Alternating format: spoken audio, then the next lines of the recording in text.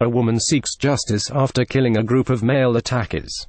Review by Eric Hillis Directed by Muli Surya starring Marsha Timothy, E.G. Wifatli, Deepanendra, Yoga Pratama, Haydar Salas. Indonesian writer, director Muli Surya's genre hybrid Marlina the Murderer in 4 acts draws influences from both the cinematic East and West, combining the slow burn nature and over-the-top violence of Japanese samurai cinema with the sun-baked grit of Italian spaghetti westerns and the quirky humor of Jim Jarmusch.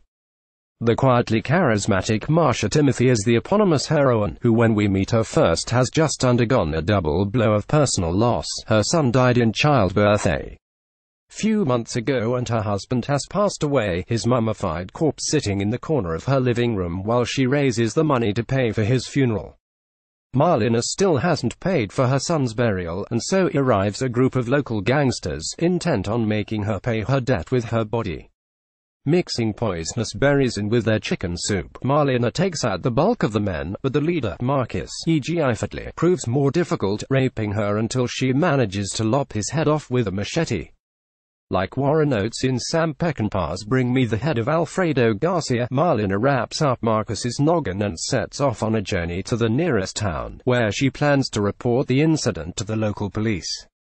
She finds herself in further danger, however, when a pair of Marcus's gang members discover his headless corpse at her home and set out to avenge their boss. It's far too easy to label any film with a female protagonist battling male villains as feminist, but Surya's film is about as mass-andrist a movie as you're likely to encounter. There's barely a positive male figure to be found in its rogues gallery of rapists, domestic abusers and ineffectual cops, whereas the women Marlina encounters on her journey go out of the way to provide her with comfort and assistance. I don't think it's a stretch to say Surya is commenting on the patriarchal nature of life in rural Indonesia. While it may be a damning indictment of the regressive gender politics of her country, Surya's film is a visually splendid tribute to its natural beauty.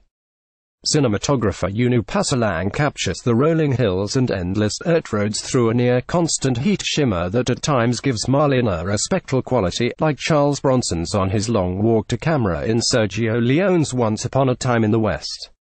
The spaghetti influence continues on the soundtrack, with Z. Carcelli and Ydhi Afani delivering a uniquely Asian riff on Ennio Morricone, woodwinds dueling with electric guitars. For all its vengeance-inspired violence, Marlina the Murderer has its fair share of comedy and charm. Deepanendra lends the film much dry wit as a pregnant housewife who becomes a companion and integral ally to Marlina. One of the film's most offbeat touches sees the headless corpse of Marcus following Marlina around plucking at the strings of a mandolin-type instrument, resulting in arguably the most irritating earworm riff since The Third Man. For fans of genre cinema hungry for a fresh take on old tropes, Surya's film offers something new, a rape revenge narrative in which the victim becomes the target of vengeance rather than the perpetrator, and one which makes some daring observations on the struggles of women in Second World societies while proving entertaining throughout. Marlina the Murderer in 4 acts is in UK cinemas April 13th.